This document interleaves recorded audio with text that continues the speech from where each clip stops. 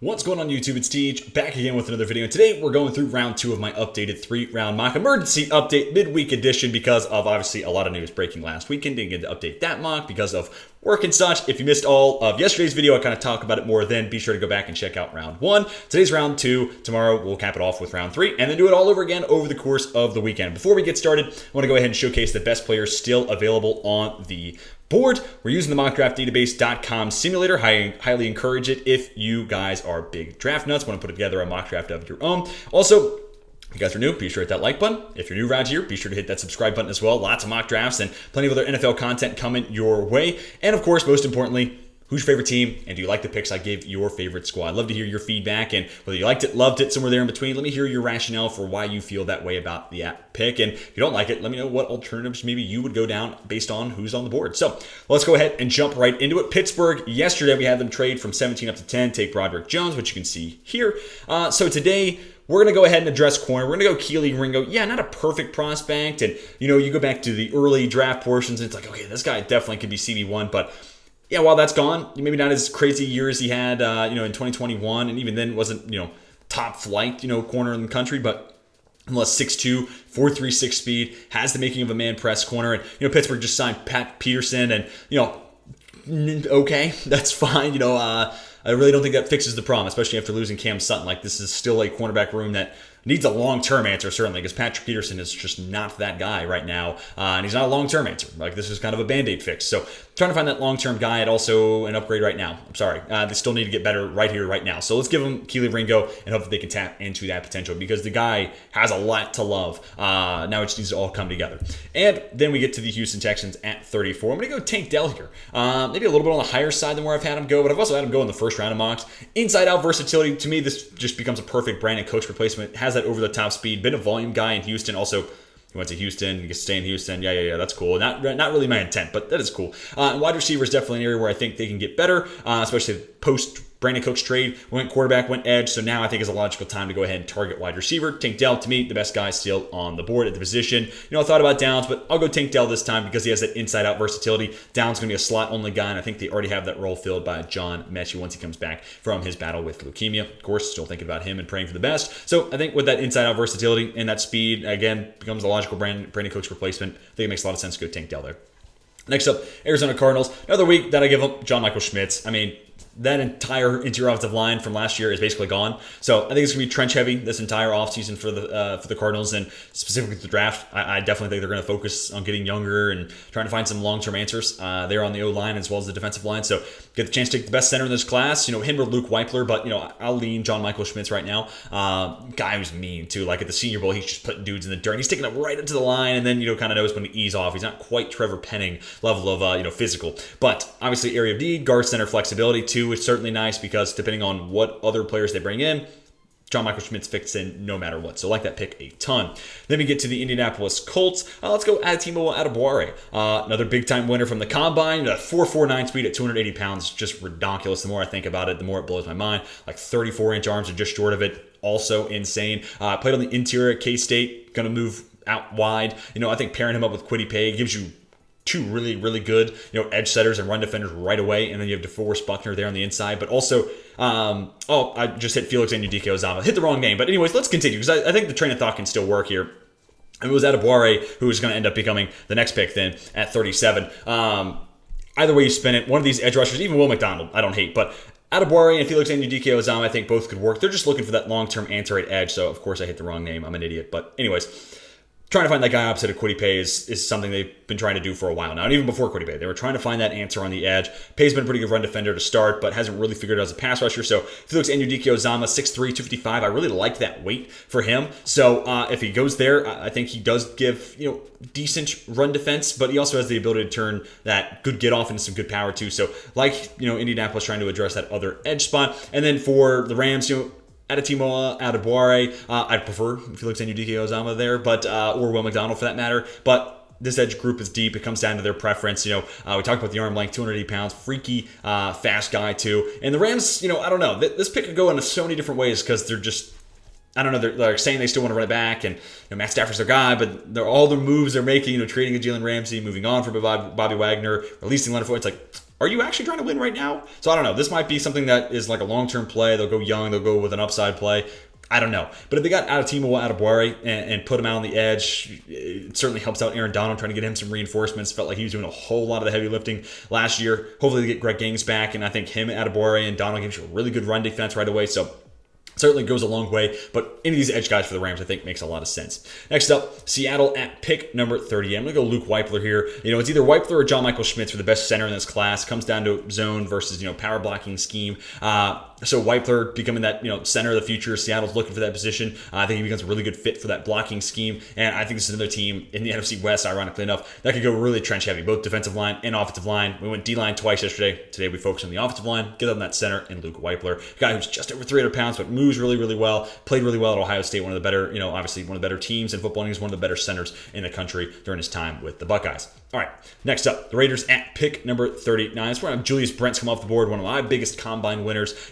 6'3" is, let's start with that. 6'3" corners. Don't often they come around, and especially after Tariq Woolen had a freaky year last year, I think teams are going to be looking at that and being like, well, we didn't take Woolen, so let's take a flyer here on Brent. Not quite as freaky when it comes to the 40, but they also just have different paths to how they got to where they are. Brent's 4.5 speed versus 4.2, but he's not this wide receiver converted to corner. He's a guy who started out at Iowa, very zone-heavy defense, then K-State, where they mix it up pretty evenly between man and zone. So a lot more polished, in my opinion, as a corner. And then the 6'6" 3 cone.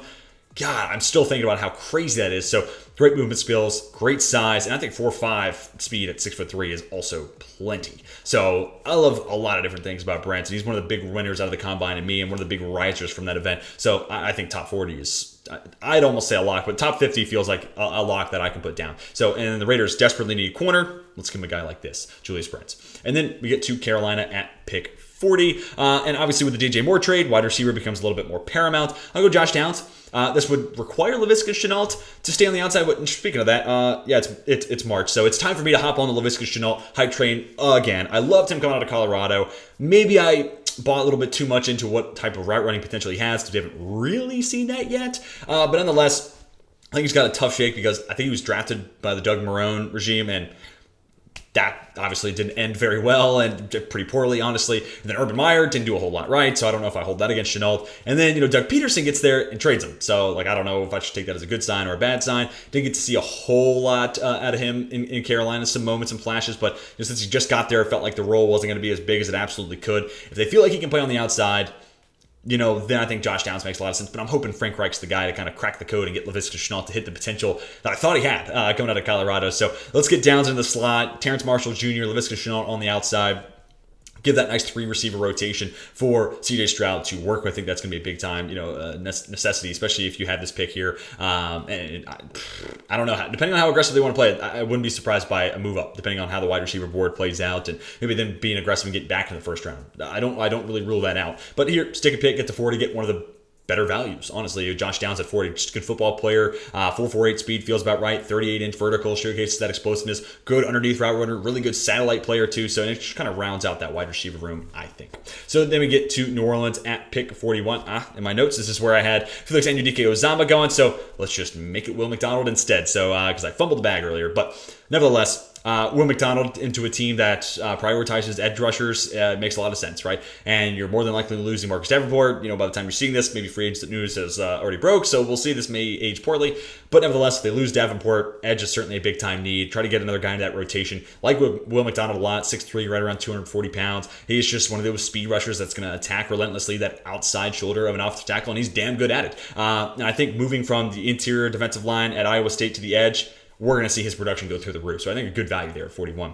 Tennessee, hey, if you're a Titans fan, sorry, don't mean to bore you with offensive tackle and then Jalen Hyatt in the second round, but I think you should be excited about that. I think that's one of the best case scenarios that you could possibly have. You address the offensive line and then get that speed element that I think this offense is looking for. Treylon Burks can push it down the field, but yeah, Hyatt didn't run 4.2, but that 4.4 speed is plenty. And it feels like he plays even faster than that because, I say this all the time, but ask Alabama, right? And he's one of the biggest playmakers in the country last year. And for a run-heavy team, having that over-the-top weapon, same thing we talked about with the Ravens yesterday and Zay Flowers, I think that's a vital part to have in your offense. So love that fit. Jalen Hyatt going to Tennessee. Plus, you keep him in state for whatever that's worth. Then we get to Cleveland at 43. Let's go Keanu Benton. Pick I've made plenty of times, but one of the best immediate run defenders in this draft class for a team that desperately needs it. Makes a lot of sense to me. That middle of that defense has been putrid. Both defensive tackle and inside linebacker, they have been desperately looking for the right answer there. Haven't been able to find it. So let's give him Keanu Benton there. And I think 43, pretty good spot to nab him up.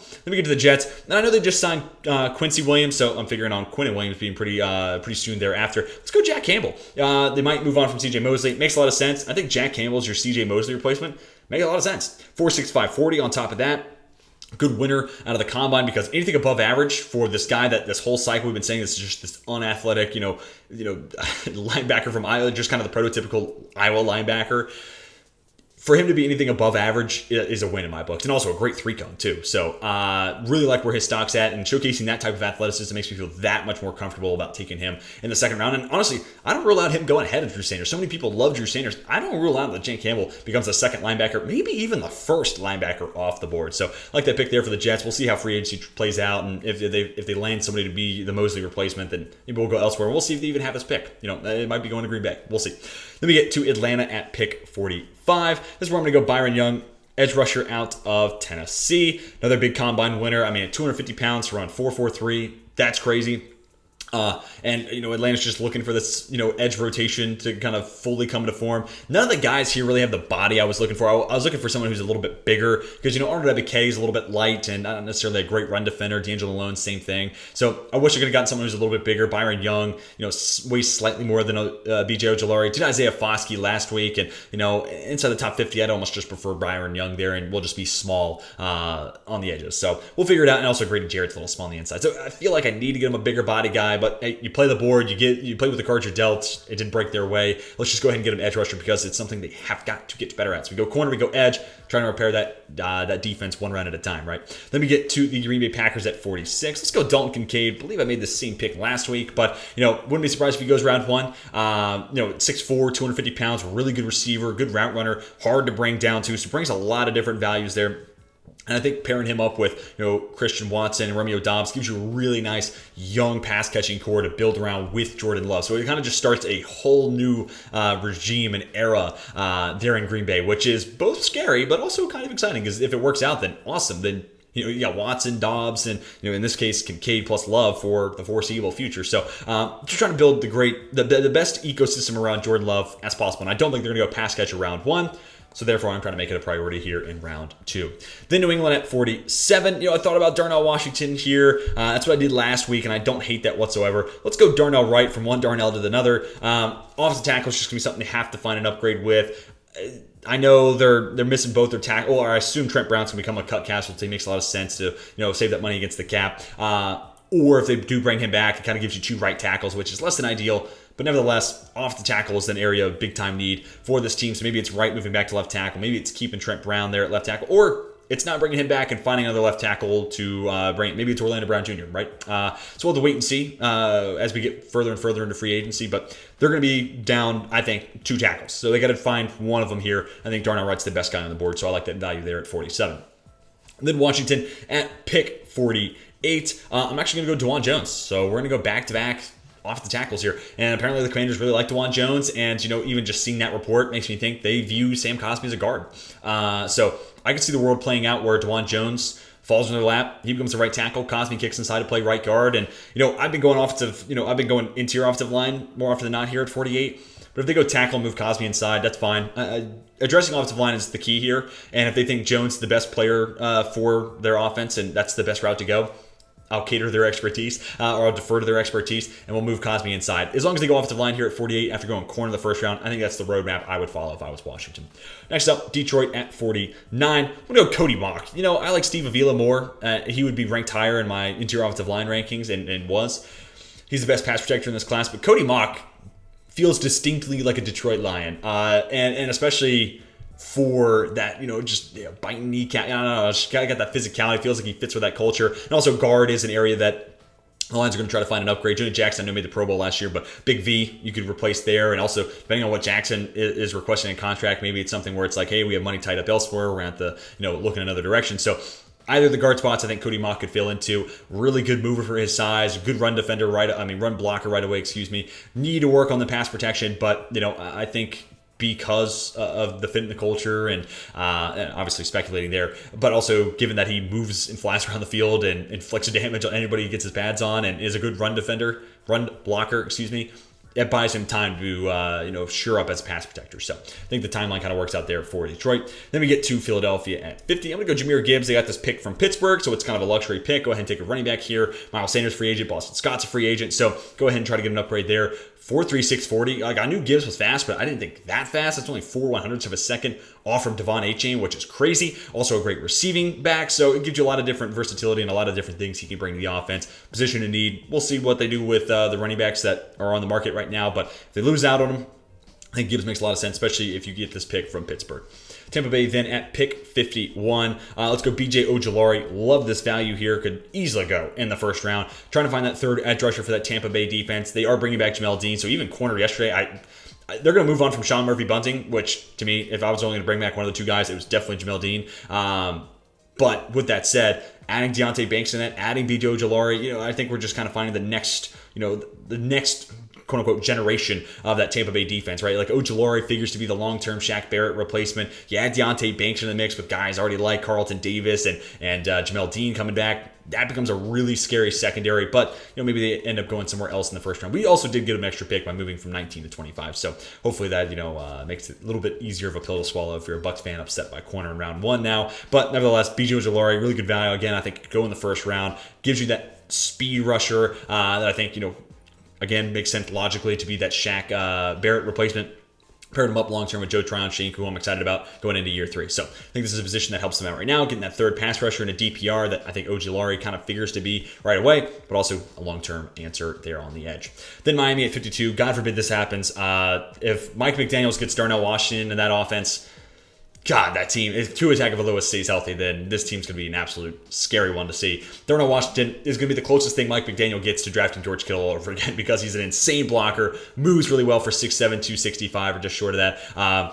Not a whole lot when it comes to being a pass catcher at Georgia, but I just don't think he was asked to do it. So I don't think he can't do it. I don't think he was just put in a role to perform and to do that. Instead, you lean on Brock Bowers, the early 2024 tight end one, right? So I think there's a lot of potential to tap into as a receiver, but obviously the blocking ability, Mike McDaniel coming from San Francisco with George Kittle. Not saying Washington's going to be Kittle, but it's about as close as you're going to find to someone like that, which, man, again, that offense is going to get frightening if they do land a Darnell Washington. And then we're going to go running back tomorrow. Then we get Seattle at pick 53. We're going to go ahead and make this Drew Sanders. He's been falling down the board here. And I'm not entirely sure, This is definitely kind of going out on a limb here, but I just remember them using Bobby Wagner when their pass rush was kind of lackluster, for lack of a better phrase. They were trying to tap into Bobby Wagner as a pass rusher. Maybe Drew Sanders could do something similar there, or maybe they even just kind of work him into somebody who's blitzing off the edge. A lot that you could do with Drew Sanders. He pretty much played edge at Alabama before transferring to Arkansas, and there's a lot to tap into as a middle linebacker. We saw some of that athleticism this past year with the Razorbacks, but still work in progress when it comes to being a run defender and even just down to down what his coverage ability looks like. So work in progress for sure, but a crazy athlete that brings a lot when it comes to being a pass rusher. And I almost wonder if Seattle would want that out of a middle linebacker and try to find different ways they can scheme up pressure. Feels like it could make sense, but obviously that was also Ken Norton when Bobby Wagner was being used a lot, and the blitz packages, different DC, so they may not have the same idea in mind. Next, Chicago at pick 54. Let's go ahead and make this Derek Hall, edge rusher out of Auburn. Last few mocks I've had him fall to the third round, and every time I'm like, man, I hate that, because him and Will McDonald to me aren't that far off. Two speed rushers around the same size, want to attack the outside shoulder. For McDonald, it's like, yeah, Iowa State played him on the inside, so that's why he wasn't super productive. And then honestly, anybody from Auburn, I don't even really worry about their on-field situation, because the entire program was just kind of in turmoil the last 2 seasons. So I'm not really worried about what that meant for Derek Hall. I see a speed rusher, and I think Chicago needs some more edge rush help. So getting to pick 54 here, adding a guy who could be that double-digit sack type of dude for that defense long term, or at least gives you a little bit more juice than what you have right here, right now, goes a long way. And plus, they signed Tremaine Edmonds, so we're starting to have this linebacker room. Obviously, edge different than inside linebacker, but we're starting to have that front seven start to take shape. Next up, the Jets at pick 55. I don't know how, because I love Antonio Johnson, but had him fall all the way down here. Yes, I know the Jets traded for Chuck Clark, so you're probably typing the key. I hear you, I understand, but Chuck Clark, it's just a solid player. He's a veteran, and if Antonio Johnson falls in your lap at 55. just because you traded for a safety for a 7th round pick, don't let that deter you from getting younger, 6'3", 200 pounds, and maybe best player available here. And plus, like, who knows what happens with Chuck Clark? What happens if he tears his ACL week 1? Like, having that contingency in place for a team that figures to be pretty good, I think is paramount. So, and then plus, Jordan Whitehead, something goes down or he gets hurt, having that flexibility is big. And also just running 3 safety sets is becoming more and more normal. So if it's Chuck Clark, who was just in a team that was running a 3 safety set, right, in Baltimore. So Chuck Clark, Jordan Whitehead, Antonio Johnson, I think that's, a 3 safety rotation, and you can run some big nickel with those guys. And especially Antonio Johnson, this nickel corner, strong safety hybrid, he fits perfectly into that. So, I know they already got Chuck Clark, so you may be saying, why safety here? But I think it's just great value getting Antonio Johnson. 55, I've had him go as high as like the mid-teens. So, again, really good value there for the Jets. Next up, Detroit Lions at pick 56. Let's go Sidney Brown. I think he's kind of solidified himself as a 2nd-round safety. Now, bringing in a Cam Sutton kind of complicates it a little bit because I'm figuring him being a nickel corner. We went corner in the 1st round as well. So, earlier I said Bucks that they took Deontay Banks. They took Cam Smith. I'm sorry, I'm kind of thinking about that now. But anyways, they signed Cam Sutton and we went corner at 18 being Deontay Banks. So maybe they're not looking to go any more with the secondary because you already have Kirby Joseph and you already have Tracy Walker. But also I have to look at what Tracy Walker's contract looks like right now. They could certainly be trying to find his replacement in a year or two's time. And also, like, no guarantee Jeff Okudah works, so Cam Sutton may be moving outside. Therefore, there might be a position there in the nickel that becomes open, and you can run some 3 safety sets with, Brown maybe being the nickel guy or Tracy Walker being that, big nickel dude in that defense and, in that system. So, may not be I might not love this pick as much as I did before the Cam Sutton signing, but I still think it could make some sense and work out, especially depending on what Tracy Walker's contract looks like. Then we get the Jags at pick 57, and this is going to be Steve Avila. He falls all the way down to 57. Again, I like him more than Mock, so this is not my board, and how I would rank these guys. That's just kind of what I think fits. I think Mock becomes a really good and feels like a culture fit there in Detroit. And we've got a guy who's just new to the position, brings some upside there. Steve Avila, guard center flexibility, which is good for Jacksonville, but also best pass protecting interior offensive lineman, in my opinion, in this class. Which, I kind of wish it could have broken out in a different way for the Jags because they were a team last year that was really good as a pass blocking unit, but struggled as a run blocking unit. And I don't know if Avila really changes that at all. And I would have also loved if DeJuan Jones fell here. Like, you could easily flip the Commanders pick with Jones and Avila, but Commanders got to pick first, and I'm hearing that they like Jones. So I'm not going to keep Jones on the board because I think he'd be a great fit in Jacksonville, right? So got to play the board as it comes to you, and I think the Commanders like Jones, so therefore interior offensive line then becomes available, and I do think Steve Avila is a relatively sizable upgrade over Ben Bartch. So it's an upgrade nonetheless. Then we get to the Giants at 58, and this is going to be Tyreek Stevenson. I feel like I've made this pick, a handful of mocks in a row now, but is the man press corner that Wink Martindale's looking for. Was awesome at the Senior Bowl, showcasing that press ability, and I think pairing up with him and Adoree Jackson gives Wink what he needs there on the outside. And we're going to give him another piece that I think he needs in that defense tomorrow, actually at pick 100. So if you're a Giants fan, you'll have to wait for it, and I probably gave it away there just because I've done it plenty of times before at pick 100. But nevertheless, getting Stevenson as a running mate for Adoree Jackson, I think it makes that defense a whole lot better, and it gives Wink the toys he needs to play the game, So then we get Dallas at 59. This is going to go Mazi Smith here. A little different than what I've done. But, Simpson, I'm thinking, it'll help him both in coverage, zone-heavy team, but also another body there to help stop the run, and he does play the run well at Clemson. Mazi Smith, they're losing a couple nose tackles, and I don't know if Mazi Smith does much more than maybe be an early down D tackle, so is the second round a little rich for that? Perhaps, but number 1 on Bruce Feldman's freaks list. Wish I could have seen him at the combine, but having that athletic background, I think, makes it an easier pill to swallow. Trying to find a guy that is just an immediate, 2-gap, body-eating, run-stopping specialist. And then also, because he's a freak athlete, Dan Quinn likes his stunts and twists. Like, maybe Monty Smith is actually a good fit for Dan Quinn being able to do that. And, imagine 340 pounds coming across your face is as quick as Monty Smith can move. Like, that's a tall order for an offensive lineman to keep up with. So I think it could work out. It may not be the absolute best fit, but I could also see a world where it's like kind of exactly what the defense needs. And specifically trying to find some run defense help. Because there have been games where the Cowboys struggle with that. I think Mazi Smith does give him an upgrade there, considering there's guys hitting the free agent market. Then the Bills at pick number 60. Let's go Jordan Battle. This is kind of my Micah Hyde long-term replacement. I know Christian Benford figures to be a guy you can move to safety, but also if you draft Jordan Battle here, you could just have it be Battle and Hyde and keep Benford at corner, and then wait another year. Maybe then he moves to safety, or you just go ahead and make the move and play 3 safety sets. The Bills have always loved that safety tandem with Poyer and Hyde. Like, that's been a huge part of their identity. God, it feels like my whole lifetime, but I know it's not because I'm 25 years old. But, the last, 5 to 10 years, it feels like that is something I always think about when I think about the Buffalo Bills. That's changed a little bit with Josh Allen, Stephon Diggs, and crew, but those two were kind of a staple. Poyer's a free agent. I think he's going to go elsewhere just because money's tight in Buffalo. So finding that replacement's paramount, but also same thing with Micah Hyde. Wrong side of 30, making a lot of money. Feels like a guy that eventually Buffalo's just not going to be able to either pay or he's just going to retire.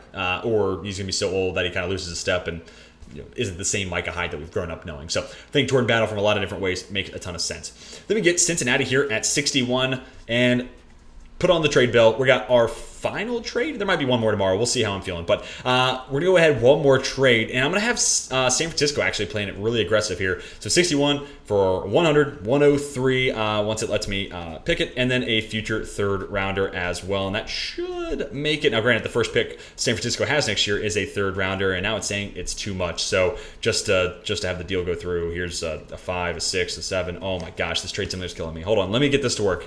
Okay. Trade machine is now happy. It's pick 100, 103, and then a future 4 and a 5. I mean, I don't know if San Francisco's giving up 4 picks, especially when they don't have a first or second rounder, but let's just go with it for today's video. And the reason I want to make this trade is because, Blake Freeland kind of is Mike McGlinchey 2.0, is he not? So with Mike McGlinchey going elsewhere, going to Denver, this becomes a glaring hole on that San Francisco offensive line. They do need interior offensive line a lot, but Blake Freeland at 6'8", really good mover. Put that on display at the combine. I'm just getting Mike McGlinchey 2.0 vibes here. So I think this becomes a perfect plug and play replacement there at right tackle, and that's a big part of San Francisco's identity. So I don't think they'll do 4 picks in that trade. They'll figure out something else that works better. But if it's pick 100 and 103, that's all you're losing this year, I'd pull that trigger. I'd figure out how to make it happen so that way I can get that Mike McGlinchey replacement. Okay, next up, Chicago Bears at 62. Let's go Tuli Tuipulotu. I'm kind of thinking, we've been talking about, Jalen Carter. He's at 3 tech the Bears want. Could Tuipulotu be that guy? And here at 62, I don't think the value is that far off either. Weighing a little bit lighter than I think people were expecting at the combine, but kind of like when I talked about Lucas Van Ness yesterday, I don't know if I hate that. Makes him a little bit easier to be able to move out wide and play on the edge. Now, granted, he was a guy who played on the edge and now might be playing a little bit more 3 tech, so still something to be figured out here, but at the worst, he's another edge rusher for a team that is looking for edge rush long-term, looking for that answer. So no matter how you spin it, he's going to find a way on the field. But I almost think that maybe he could be that 3 tech that we've been talking about with Jalen Carter going, the Bears got to stay in the top 4 to get Jalen Carter because they need that 3 tech. I almost wonder if Tuli Tuipulotu could be that guy here at 62. 2 more picks to go. The Philadelphia Eagles are going to take Isaiah Foskey. I like this value, and I think he's actually a really good fit for, a 4-man, defensive front, being a hand-to-the-dirt pass rusher. Not a guy who has like one trump card, like one thing that's like, oh man, well, Isaiah Foskey, he's got that about him that makes him so much different than everyone else, but he's just good across the board. Does a lot of things right. 6'4", 260, solid size, pretty good combine, solid 40, solid broad jump as well. Just does a lot of different things right while not really wowing you. But here, back half the second round, adding another guy like that in your rotation that you can continue to develop and does a lot of things right, makes it easy to get him on the field, right? So I think really good play there at 63. And, Philadelphia is going to prioritize defensive line. We haven't gone edge yet, so I think Foskey makes a lot of sense there. And then we get to Kansas City. Yes, they did sign Jawan Taylor, which I think that's really, really interesting. I almost wonder if they're going to play him at left or right tackle. So much was made about how good of a pass protector he was last year and the steps he's taken there. I almost wonder, especially with them not bringing back Orlando Brown Jr., I wonder if Taylor might be moving to left tackle. Either way, I think Matthew Bergeron could be the move here. And I like the idea of like Bergeron, especially if he's at right tackle next to Trey Smith and Creed Humphrey there at center. Like that right side of the offensive line is just like Isaiah Pacheco's expressway to the end zone. I mean, not literally expressway to the end zone, but hard runner behind that side of the offensive line that is a really good run blocking unit.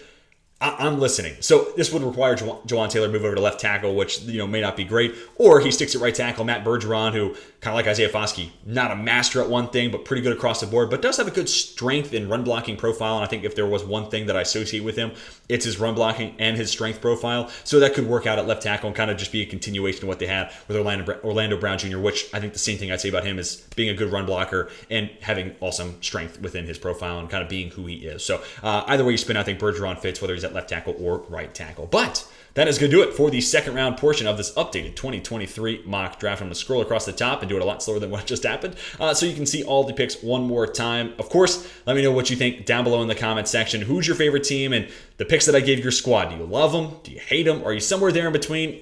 However you feel about them, let me hear your thoughts down below in the comment section. Love responding to all y'all's comments, and I read every comment, so trust me, you're not wasting time. Give me your thoughts down below. But hopefully you guys enjoyed. Be sure to hit that like button if you did.